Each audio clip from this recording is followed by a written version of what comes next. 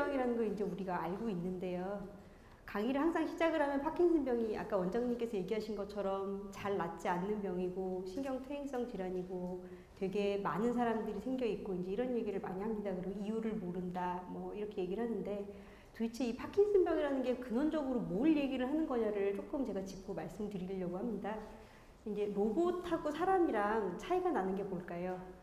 물론 많은 점에서 로봇이랑 사람은 차이가 납니다. 그렇지만 움직임이라는 점에서 생각을 저희가 좀 해보겠습니다. 그러면 로봇에서도 이제 지금 보이는 것처럼 저 오른쪽 제일 위에 보이는 것처럼 차 만드는 공장인데요. 저런 거 많이 보셨을 겁니다. 차를 만들 때 사람이 더 이상 안 하고 큰 기계들이 한 번에 이제 쫙쫙쫙 해나가는 거죠. 똑같은 바닥에 붙어 있잖아요. 저 기계가 바닥에 붙어서 똑같은 일을 반복해서 하는 건 굉장히 쉽습니다. 그렇죠. 로봇이 벌써 옛날부터 사람이 하는 일을 많이 대체해 왔고요. 그런 기술을 만드는 게 어렵지 않았습니다. 그런데 옆을 보십시오.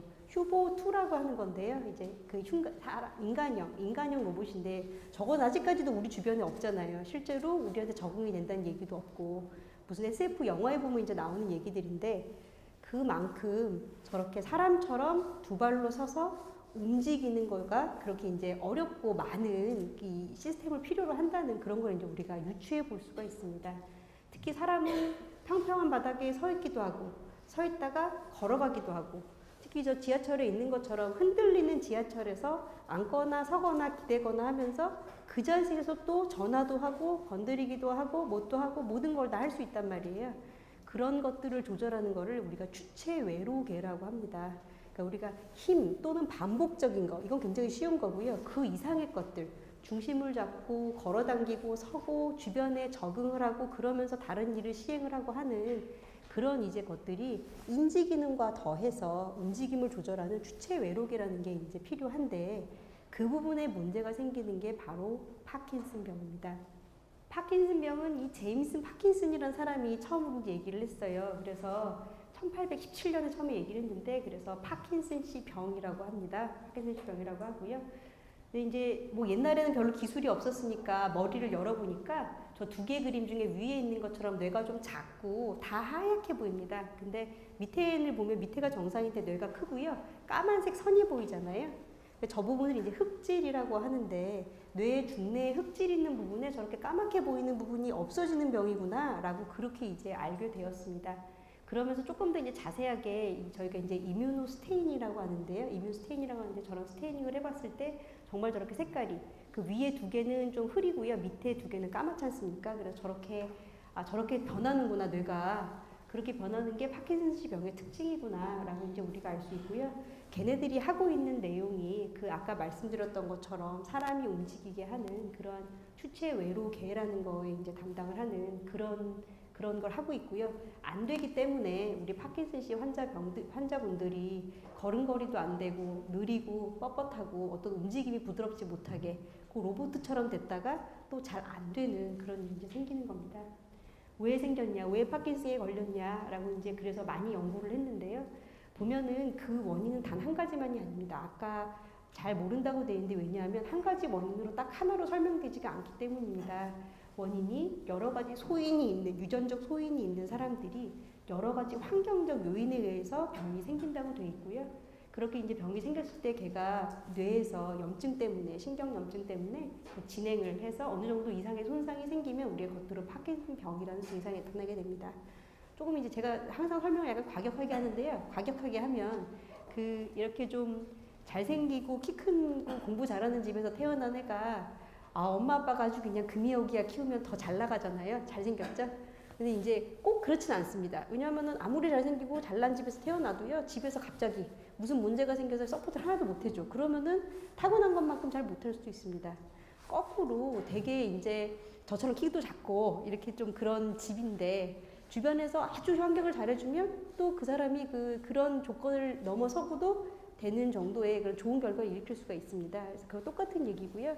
어떤 유전적인 요인이 있는 사람들이 환경적인 요인이 같이 문제가 될 때 파킨슨 병이 발생한다고 돼 있고요. 그것들이 하나로 딱 떨어지지가 않기 때문에 아직까지 이것이 특발성이다, 잘 모른다, 원인이 딱 정확히 규정되지 않는다라고 이제 그렇게 설명을 하고 있는 거라고 생각하시면 되겠습니다. 그러면 뇌에서 도대체 어떤 변화가 생긴단 말이냐.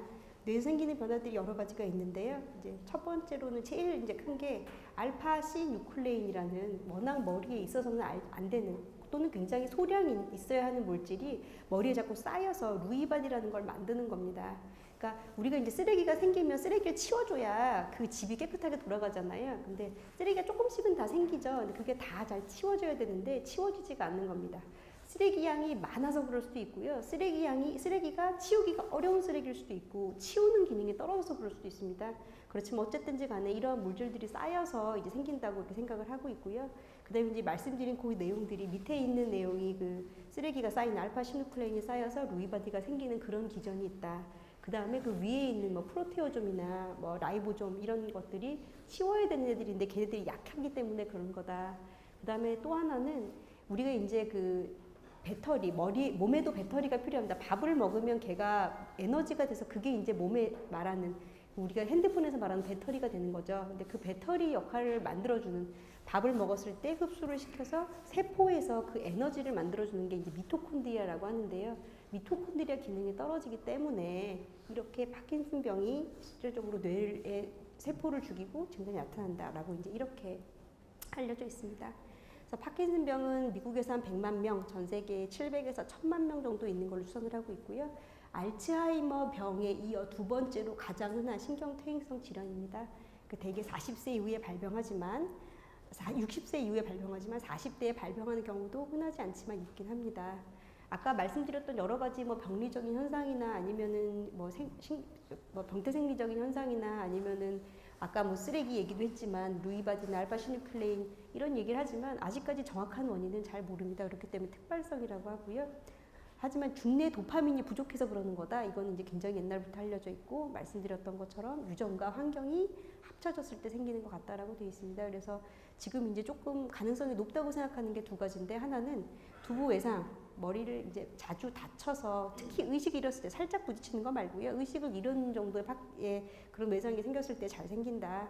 그리고 살충제 같은 환경 독소가 분명히 영향을 미칠 거다라고 이제 이렇게 알려져 있습니다. 그러니까 많은 원인이 있겠지만 그 중에서 이제 조금 가능성이 더 많다고 생각하는 게 이제 이런 것들이고요.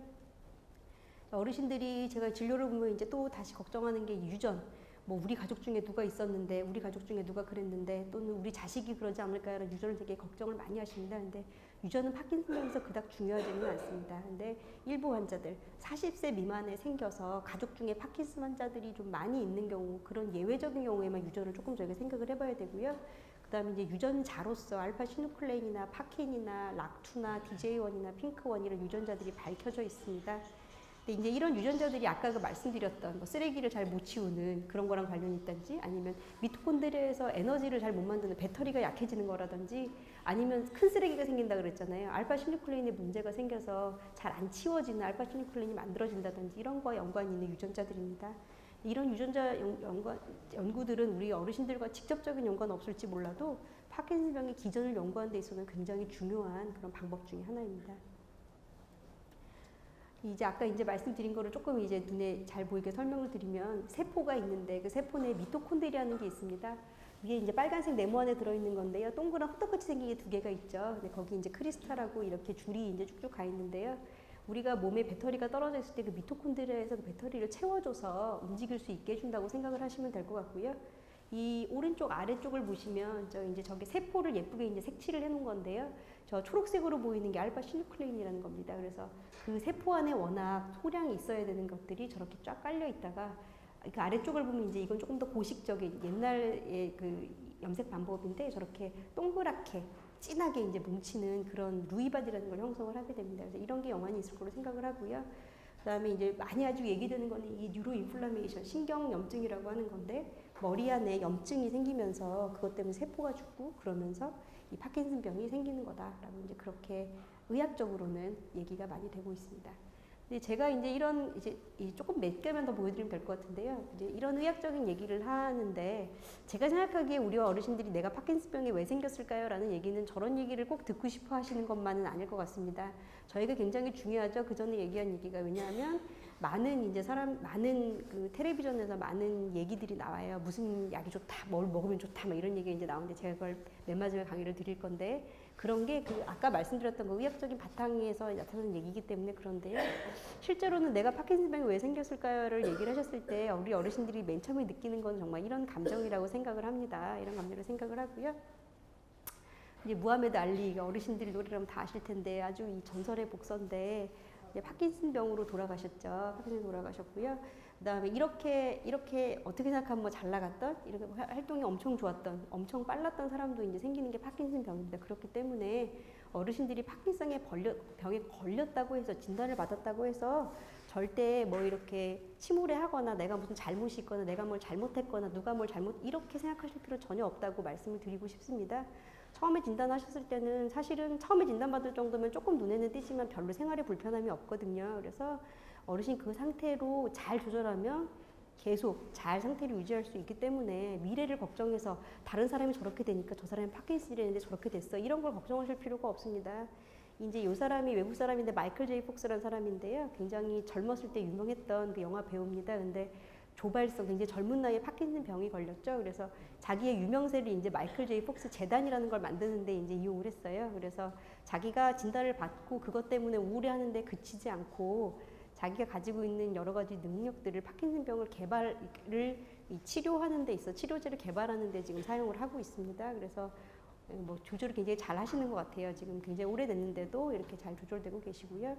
이제 우리가 이제 또뭐 존경하는 분 중에 하나인 그 돌아가신 교황님께서도 파킨슨 병이셨죠. 근데 이분 이제 많이 진행을 한 경우란 말이에요. 나는 이렇게 지금 당장 진단받은 게 아니고 많이 돼서 이렇게 괴로운데 나는 왜 도대체 파킨슨에 걸렸을까? 나는 왜 이럴까라고 이제 생각을 하시기보다는 약을 먹으면 분명히 좋아지는 시기가 있습니다. 이 밑에 이제 제가 김혜남이라는 분의 얘기를 이제 그 내용에서 좀 따왔는데요. 이 자기를 이제 3시간의 여자라고 얘기를 해요. 약을 먹으면 3시간은 효과가 있고 나머지 효과가 없고 3시간 효과가 있고 3시간 효과가 없고 그래서 본인도 자기 친구들도 3시간의 여자라고 이제 본인 얘기를 하는데 분명히 힘듭니다. 분명히 힘든데 파킨슨 병이시라면 분명히 약을 먹었을 때 도움이 되는 그런 시기가 있기 때문에 그때 밥도 먹고 운동하고 산책도 하고 친구도 만나고 할 수 있는 많은 일을 하실 수 있게 생활을 조절하시기를 바랍니다. 그래서 파킨슨이 걸렸다는 거에 대한 거를 이제 뭐 이렇게 혼자만의 괴로움이라든지 아니면 그렇게